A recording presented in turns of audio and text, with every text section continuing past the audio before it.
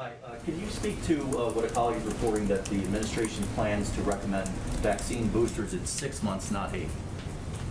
I have not seen that report, but I would note we just put out the guidance. The CDC just put out the guidance a couple of weeks ago or last week. It's all running together 2 weeks ago on 8 months. And if they update that guidance, it would certainly come directly from them. Do you know if that's is that under consideration? I would point you to the CDC. And then secondly, what is President Biden prepared to do to push the Chinese on the Wuhan lab investigation? There's been reporting that the Chinese are not being cooperative. They're pushing back at the U.S. on that. What is he prepared to do to free up more information on that? Well, I think it's well known they haven't been cooperative, right? Through your reporting, other reporting, and just the fact that they obviously have not in a publicly available way provided the data and the information that we have been requesting. In terms of an assessment of what steps we might take, I don't have anything to preview for you on that front. Go ahead. Thanks, Jen. I know you don't want to get into the details of the COVID origins report assessment. Yeah, I will be happy to when there is an unclassified summary for all of you. Right. But of course, the purpose of the 90-day review was to put a focus on this question. So if at the end of the question we don't have clarity or a smoking gun or high confidence, what's the next step? We'll talk about that once the summary is out in public. Just, go ahead. Just, if you can update us on the White House role in responding to the crisis in Haiti. I know USAID and CEPCOM have given us updates, but what has the White House been doing? Yeah, this is something I think, as you know, and you've been following closely, we've been deeply engaged with and involved with under the leadership of our of Samantha Power, who is the director of USAID. In terms of, are you looking for specific assistance and specific what we're getting to the ground? Let me get you updated numbers that we have provided as of today. I think the last information I have is about a day old, but it's an ongoing process. Go ahead.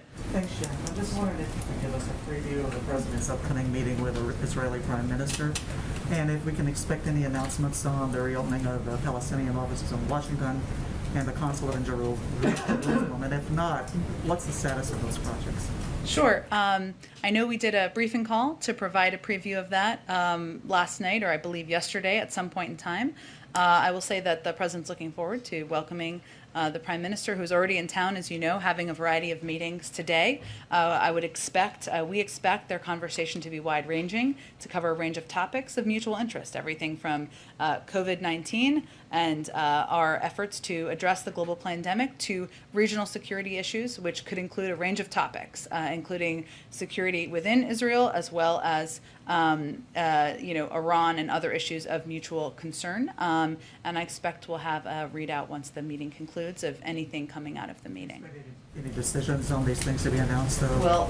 We'll have more to say once the meeting concludes. Go ahead. Thanks, Jen. To follow up on my colleague Stephanie's question, she asked about the gear shift that might be taking place over the next couple of days, and you talked about the contingency plans and optionality. Yeah. But can you say today when the last flight will leave in order to get the drawdown done by that deadline? I don't think that's information we're going to be providing publicly at any point in time.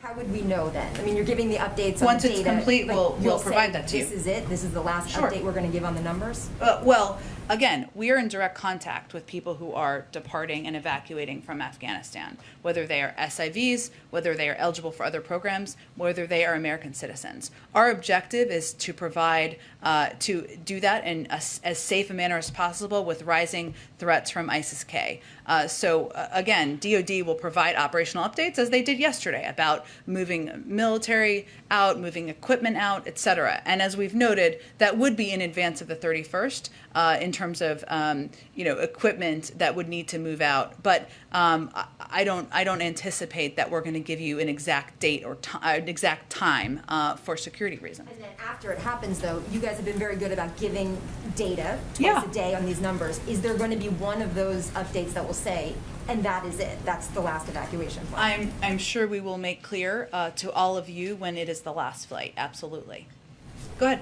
I think NBC has announced it's doing an interview tomorrow with the Capitol officer who shot Ashley Babbitt. Do you have any concern for his safety, having his name disclosed like that, or any reaction to the announcement? I had not seen that report of NBC's planned interview. So I don't really have an immediate reaction to it. Go ahead. Yes, Jen. What is the reaction of the administration to private contractors now selling seats for thousands of dollars on charter flights out of Kabul?